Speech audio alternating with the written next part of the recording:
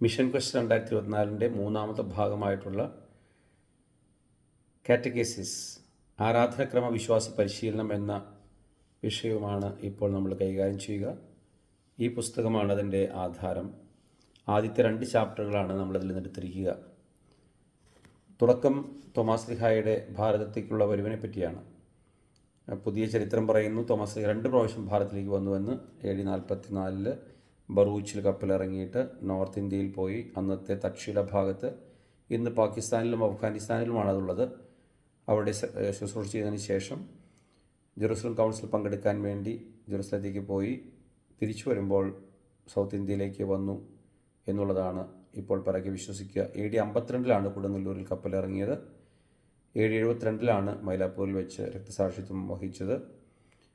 Thomas ശ്ലീഹ അന്ന് വന്നപ്പോൾ തീർച്ചയായിട്ടും വിശുദ്ധ കുർബാനയുമായിട്ട് കൂദാശകളൊക്കെ അർപ്പിച്ച് കാണണം. പക്ഷേ അന്നത്തെ ആരാധനക്രമ ഡെവലപ്മെൻറ്റ് അത്രയും ഇല്ലാതിരുന്നതുകൊണ്ട്, 1-2 നൂറ്റാണ്ടുകളിൽ അത് കൃത്യമായിട്ട് രൂപീകരിക്കപ്പെട്ടിട്ടില്ലാതിരുന്നതുകൊണ്ട് തോമാസ് ശ്ലീഹ എങ്ങനെയാണെന്ന് കുർബാന അർപ്പിച്ചെന്ന് പറയാൻ സാധിക്കില്ല. യഹൂദ പാരമ്പര്യത്തിൻ്റെ ബാക്ക്ഗ്രൗണ്ടിൽ, ഇന്ത്യയുടെ പശ്ചാത്തലത്തിലെ ഭാഷ, സംസ്കാരം, മതപരമായിട്ടുള്ള വൈവിധ്യങ്ങളിൽ തോമാസ് ശ്ലീഹ തീർച്ചയായിട്ടും കുർബാന അർപ്പിച്ച് കാണും. എന്നാൽ 3-4 നൂറ്റാണ്ടുകളാണ് നീതമായിട്ട് രൂപത്തിലുള്ളതുപോലുള്ള ആരാധനക്രമ രൂപീകരണം നടക്കുക. തോമാസ് ശ്ലീഹയുടെ ശിഷ്യന്മാരായിട്ട് അത്തായി മാറി എന്ന് പറയുന്ന ശ്ലീഹന്മാരാണ് പിന്നീട് ആദ്യത്തെ ആഫ്രിക്കൊക്കെ രൂപം കൊടുത്തി നമുക്കറിയാം. തോമാസ് ശ്ലീഹയുടെ ക്രിസ്ത്യാനികൾ, മാർത്തോമ ക്രിസ്ത്യാനികൾ എന്നാണ് അറിയപ്പെട്ടിരുന്നത്. നമുക്ക് 3-ാം നൂറ്റാണ്ട് മുതൽ പേർഷ്യ സഭയുമായിട്ടാണ് ബന്ധമുണ്ടായിരുന്നത്. 325 നടന്ന നിക്ക സുനഹദോസിൽ ഭാരതത്തിൻ്റെയും പേർഷ്യയുടെയും മെത്രാപ്പൊലീത്തയായിട്ട് മാർ ജോൺ ദ പേർഷ്യൻ, പേർഷ്യക്കാരനായ മാർ ജോൺ പങ്കെടുത്തിട്ടുള്ളതായിട്ട് നമ്മൾ നിക്ക സുനഹദോസിൻ്റെ രേഖകളിൽ കാണുന്നുണ്ട്. ആദ്യ നൂറ്റാണ്ടുകളിൽ രൂപപ്പെട്ട ലിറ്റർജിക്കൽ ഭാഷകൾ ലത്തീൻ, ഗ്രീക്ക്, സുറിയാനി എന്നീ ഭാഷകളായിരുന്നു. സുറിയാനി സഭ, പേർഷ്യൻ സഭയും സുറിയാനി ഭാഷയാണ് ഉപയോഗിച്ചുകൊണ്ടിരുന്നത്. സിറോ മലബാർ സഭയും പേർഷ്യയുമായുള്ള ബന്ധം കാരണം സുറിയാനി ഭാഷയാണ് സ്വീകരിച്ചത്. അവിടെ നിന്ന് വന്ന മെത്രാന്മാർ സുറിയാനി ഭാഷയിൽ ആരാധനാക്രമവും ആധ്യാത്മികതയും നമ്മെ നയിച്ചപ്പോൾ നമ്മുടെ ഭാരതത്തിൽ നിന്ന് തന്നെയുള്ള വൈദികരുടെ ഇടയിൽ നിന്ന് തിരഞ്ഞെടുക്കപ്പെടുന്ന വൈദികരായിരുന്നു നമ്മളെ അച്ചടക്കം ആ തലത്തിൽ വളർത്തിക്കൊണ്ടിരുന്നത്. എന്തായിരുന്നാലും ഭാരതത്തിലേക്ക് വന്ന മെത്രാപ്പൊലീത്താമാർ all India metropolitan of all India എന്നും, നമ്മൾ തിരഞ്ഞെടുത്തിരുന്ന വൈദികരിൽ നിന്നുള്ള തലവൻ ജാതിക്ക് കർത്തവ്യൻ അല്ലെങ്കിൽ ആർച്ച് ഡീക്കൻ, അർക്കദിയാക്കോൻ ഓഫ് ഓൾ ഇന്ത്യ എന്നൊക്കെയാണ് അറിയപ്പെട്ടിരുന്നത്. ഇതിൻ്റെ ഡീറ്റെയിൽഡായിട്ട് വിവരണം ക്രിസ്ത്യൻ ടോപ്പോഗ്രഫി എന്ന് പറയുന്ന കോസ്മോസ് ഇൻഡിക്കോപ്ലേറ്റസ് 500-നും 525-നും ഇടയിൽ എഴുതിയ ആ ഗ്രന്ഥത്തിൽ കൂടുതൽ വ്യക്തതയോടെ മനസ്സിലാക്കാൻ സാധിക്കുന്നുണ്ട്. നമ്മുടെ സഭ ആരാധനാക്രമം, ദൈവശാസ്ത്രം, അച്ചടക്കം, ആധ്യാത്മികത എന്നിവയിൽ രൂപപ്പെടുത്തി വന്നപ്പോൾ യഹൂദ പാരമ്പര്യവും ഇന്ത്യൻ പാരമ്പര്യവും ഏറ്റവും നല്ല രീതിയിൽ സംയോജിതമായിട്ടാണ് മാർത്തോമ മാർഗം എന്ന പേരിൽ നമ്മൾ വളർത്തിയെടുത്തത്. 16-ാം നൂറ്റാണ്ട് വരെ അങ്ങനെ പോവുകയായിരുന്നു. പോർച്ചുഗീസുകാരുടെ വരവോടുകൂടി മാർപ്പാപ്പന്മാർ പോർച്ചുഗൽ രാജാവിന് കൊടുത്തിരുന്ന പ്രത്യേകമായിട്ടുള്ള അധികാരം ഉപയോഗിച്ച്, ഭദ്രവാദം എന്നാണ് അതിനറിയപ്പെട്ടിരുന്നത്, അവിടെ വന്ന മെത്രാപ്പൊലീത്തമാർ മാർത്തോമ ക്രിസ്ത്യാനികളുടെ ഇടയിൽ സജീവമായിട്ട് ഇടപെടാൻ തുടങ്ങി എന്നുള്ളതാണ് ചരിത്രം പറയുക. അതിൻ്റെ ഫലമായിട്ട് 1599 ഉദയംപേരൂർ സുനഹദോസ്, ഡയംബർ സിനഡ് എന്നറിയപ്പെടുന്ന സിനഡ് നടത്തപ്പെട്ടു.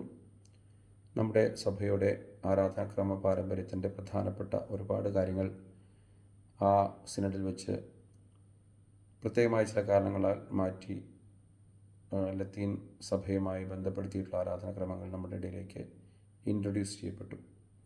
ഇതിനൊരു പരിധിവരെ പലരും വളരെ ശക്തമായിട്ട് എതിർത്തു. അതിൻ്റെ റിസൾട്ടായിട്ടാണ് പിന്നീട് സഭയിൽ വലിയ ഭിന്നതയുണ്ടാകുന്ന കൂനംകുരിശ് സത്യം 1653 ജനുവരി 3 സംഭവിക്കുക. അതിനുശേഷം നമ്മുടെ സഭ വൈദേശികമായിട്ടുള്ള ആ ഒരു രീതിയിലേക്ക് നമ്മൾ പോവുകയും നമ്മുടെ ആരാധനാക്രമ പാരമ്പര്യം, പൈതൃകം നഷ്ടപ്പെട്ടു പോവുകയും ചെയ്തു. എന്നിരുന്നാലും 18-ാം നൂറ്റാണ്ടിൽ വിശുദ്ധ ചാവറേച്ചൻ എഴുതിയ തൂക്കാസ ക്രമവിധി എന്നറിയപ്പെടുന്ന ആ ടെക്സ്റ്റ്, അത് നിലവിൽ വന്നതിന് ശേഷം അത് 1900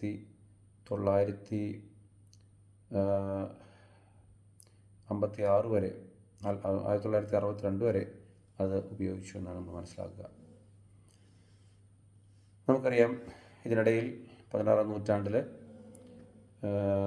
നമ്മെ ഭരിച്ചുകൊണ്ടിരുന്നത് ലത്തീൻ സഭയിൽ നിന്നുള്ള, പോർച്ചുഗലിൽ നിന്നുള്ള മെത്രാന്മാരായിരുന്നു. ആ കാലഘട്ടത്തെ പറ്റിയുള്ള ചില അറിവുകൾ നമുക്ക് ലഭിക്കുന്നത് അന്തോണിയോ ദെ ഗുവായ എന്നറിയപ്പെടുന്ന അദ്ദേഹം രചിച്ച ജോർനാദ 1603 രചിച്ചതാണ്. അതിനുശേഷം നമ്മുടെ സഭ ഇങ്ങനെ മുന്നോട്ട് പോയി ഒരുപാട് പേര് ഹോളീസിയോട് ആവശ്യപ്പെട്ടുകൊണ്ടിരുന്നു, നമ്മൾ നമ്മുടെ പൈതൃകങ്ങളിലേക്ക് തിരിച്ചു പോകണം, അതിനുള്ള സംവിധാനങ്ങൾ ഒരുക്കണമെന്ന്. അതിൻ്റെ വെളിച്ചത്തിലാണ് നമുക്ക് പിന്നീട് യഥാർത്ഥ സംവിധാനങ്ങൾ 1887 2 വികാരിയാത്തുകൾ തൃശ്ശൂരും കോട്ടയം സ്ഥാപിക്കപ്പെടുക. പിന്നീട് 1896 അത് എറണാകുളം കൂടി കൂട്ടിച്ചേർക്കപ്പെട്ടു.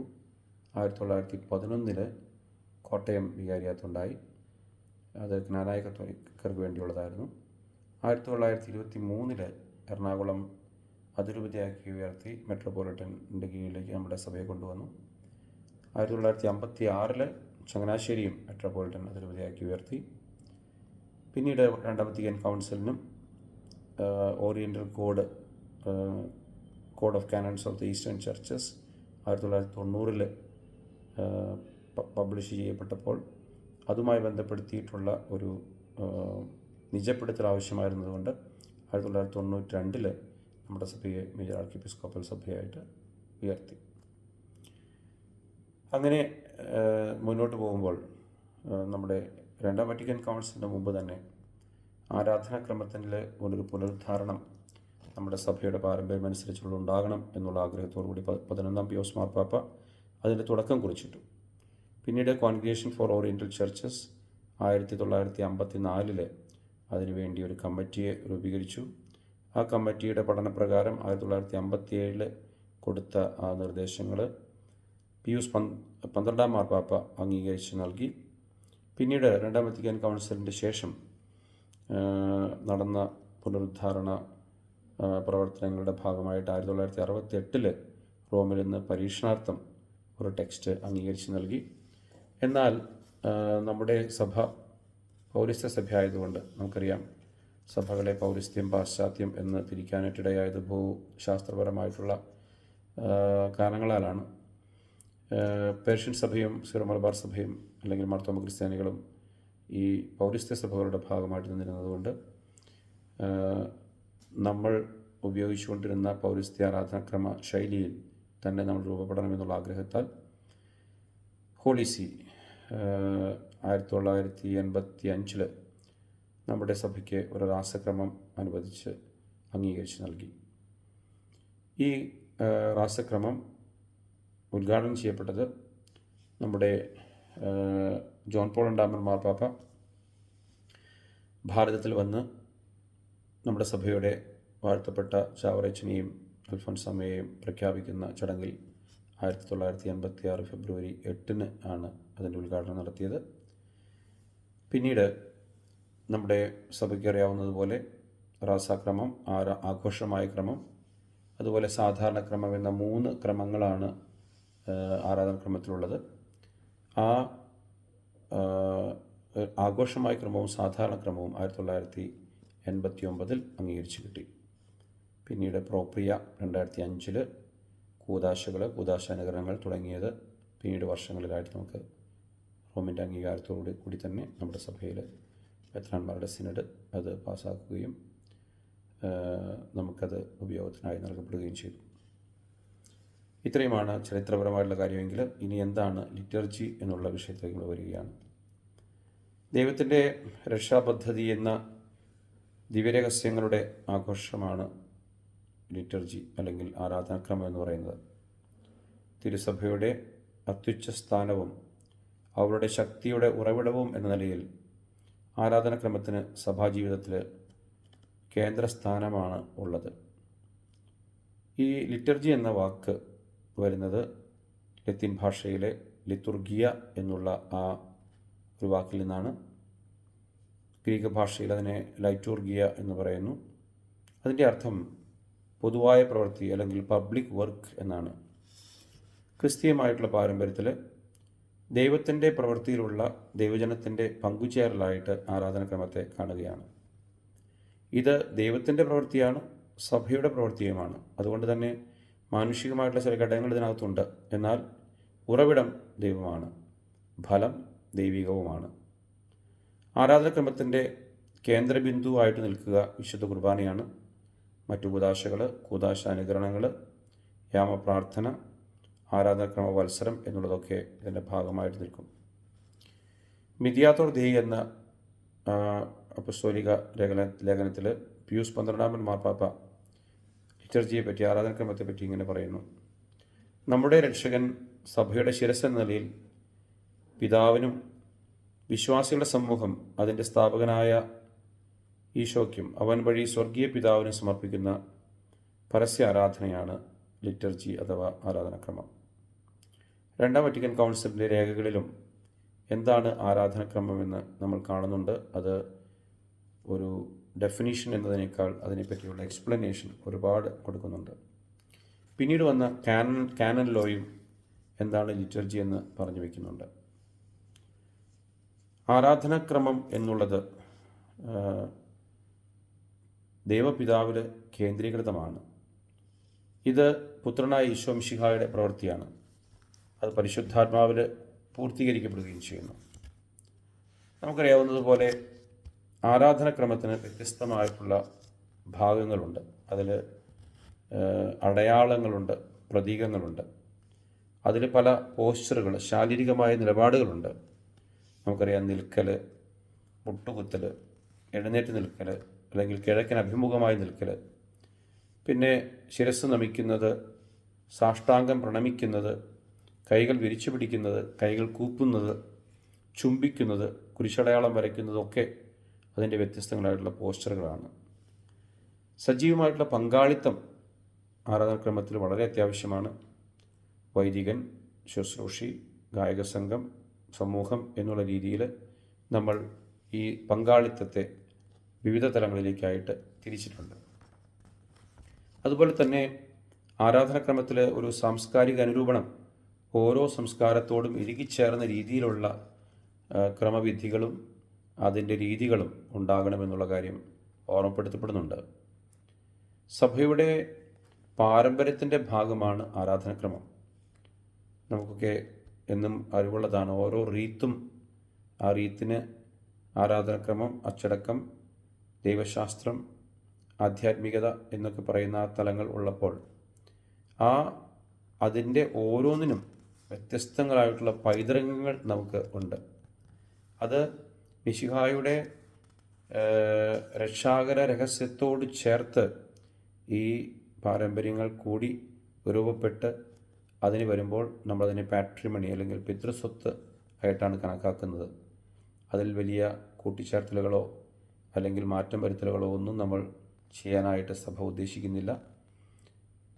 സഭ അപ്പസ്തോലികമാണ് എന്ന് പറയുമ്പോൾ ശ്ലീഹന്മാരുടെ ആ പാരമ്പര്യത്തിലൂടെ നമുക്ക് കിട്ടിയിട്ടുള്ള ആ പൈതൃകങ്ങൾ നഷ്ടപ്പെടാതെ അതിൻ്റെ വേരിനോട് ചേർന്ന്, എന്ന് വെച്ചാൽ കർത്താവ് ഈശോ മിശിഹായും അപ്പസ്തോലന്മാരും നമുക്ക് നൽകിയിട്ടുള്ള ആ ക്രമങ്ങളോട് ചേർന്ന് തന്നെ അതിനെ സ്വീകരിക്കാനായിട്ടാണ് രണ്ടാം വത്തിക്കാൻ കൗൺസിൽ ഉദ്ബോധിപ്പിക്കുക. അതുകൊണ്ട് തന്നെ അത് അഭംഗുരം പാലിക്കാനായിട്ട് നമുക്ക് കടപ്പാടുണ്ട്. പൗരസ്ത്യ പാശ്ചാത്യ സഭകളിൽ ആകെ 24 സൂയൂരിസ് ചർച്ചസ്, സ്വയംഭരണ അധികാരമുള്ള സഭകളാണുള്ളത്. ആ സഭകളിൽ ഒരു സഭ, ലത്തീൻ സഭ, വെസ്റ്റേൺ, പാശ്ചാത്യം എന്നറിയപ്പെടുന്നു.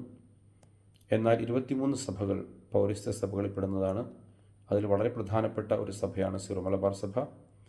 ഈ സഭ അനുവർത്തിക്കുന്നത് പൗരസ്ത്യ സുറിയാനി പാരമ്പര്യത്തിലുള്ള പേർഷ്യൻ സഭയോട് ചേർന്നതുകൊണ്ടുള്ള ആ ഒരു പാരമ്പര്യം. ഇന്ന് കാൽഡിയൻ ചർച്ചാണ്, കൽദായ സഭയാണ് നമ്മുടെ ലിറ്റർജി ഉള്ള മറ്റൊരു സഭയായിട്ട് നമ്മൾ കാണുക. അങ്ങനെ നമ്മൾ നോക്കുമ്പോൾ നമ്മുടെ ആരാധനാക്രമം അതിൻ്റെ പൈതൃകത്തിൽ, പാരമ്പര്യത്തിൽ നിലനിർത്താനും അത് സ്വീകരിക്കാനും കൊണ്ടു നടക്കാനും ഒരു കലർപ്പും കൂടാതെ അതിൻ്റെ പ്യൂരിറ്റിയിൽ അത് സംരക്ഷിക്കാനും, എന്നാൽ തീർച്ചയായിട്ടും കാലത്തിനനുസൃതമായിട്ടുള്ള ഓർഗാനിക് ഡെവലപ്മെൻറ്റ്സ്, ഗ്രോത്തുകൾ സ്വീകരിക്കാനുമൊക്കെയുള്ള ചിന്തകൾ നമ്മെ എന്നും സഭ പഠിപ്പിച്ചിട്ടുണ്ട്. ആരാധനാക്രമ കുടുംബങ്ങൾ എന്ന് പറഞ്ഞിട്ടുള്ള ആ ഒരു ഭാഗമുണ്ട്. അത് നമ്മൾ ഒത്തിരി വിശാലമായിട്ട് ചർച്ച ചെയ്യാനായിട്ട് ഇപ്പോൾ ഉദ്ദേശിക്കുന്നില്ല. എന്നാൽ നമുക്കറിയാം, നമുക്ക് പുസ്തകങ്ങളുണ്ട്. തക്സ എന്നറിയപ്പെടും. വിശുദ്ധ കുർബാനയ്ക്കും കൂദാശകൾക്കും കൂദാശ അനുകരണങ്ങൾക്കും, കൂദാശ അനുകരണം എന്ന് പറയുമ്പോൾ വെഞ്ചിരിപ്പുകൾ, വീട് വെഞ്ചിരിപ്പ്, അല്ലെങ്കിൽ മരണത്തിൻ്റെ ക്രമങ്ങൾ, അങ്ങനെയുള്ളതൊക്കെ അതിനകത്ത് പെടുന്നു. അതിന് പുസ്തകങ്ങളുണ്ട്. അതുപോലെ തന്നെ പൊന്റിഫിക്കൽ പട്ടം കൊടുക്കുന്ന ക്രമങ്ങൾ, പള്ളി കൂദാശ ചെയ്യുന്നത്, തൈലത്തിൻ്റെ അഭിഷേകം തുടങ്ങിയവയെല്ലാം ഉണ്ട്. അതുപോലെ തന്നെ യാമപ്രാർത്ഥനകൾ നമുക്കുണ്ട്, മറ്റ് ശുശ്രൂഷകളെല്ലാം നമുക്കുണ്ട്. അപ്പോൾ ഈ പാരമ്പര്യത്തെ ഏറ്റവും മനോഹരമായിട്ട് സംരക്ഷിച്ച്, എന്നാൽ അതിനെ ഏറ്റവും സജീവമായിട്ട് സൂക്ഷിച്ച്, കാലത്തിൻ്റെ ആവശ്യങ്ങളനുസരിച്ചിട്ടുള്ള ചെറിയ മാറ്റങ്ങളൊക്കെ വരുത്തി ഏറ്റവും മനോഹരമായിട്ട് ഉപയോഗിക്കാനായിട്ട് ഈ കാലഘട്ടം നമ്മെ ഓർമ്മിപ്പിക്കുന്നു. നമുക്ക് മിഷൻ ക്വസ്റ്റ് മനോഹരമായിട്ട് എഴുതി നമ്മുടെ സഭയോടുള്ള സ്നേഹത്തിൽ വളരാനായിട്ട് ശ്രമിക്കാം. എന്നെ ശ്രമിച്ച് നിങ്ങൾക്ക് നന്ദി പറയുകയാണ്.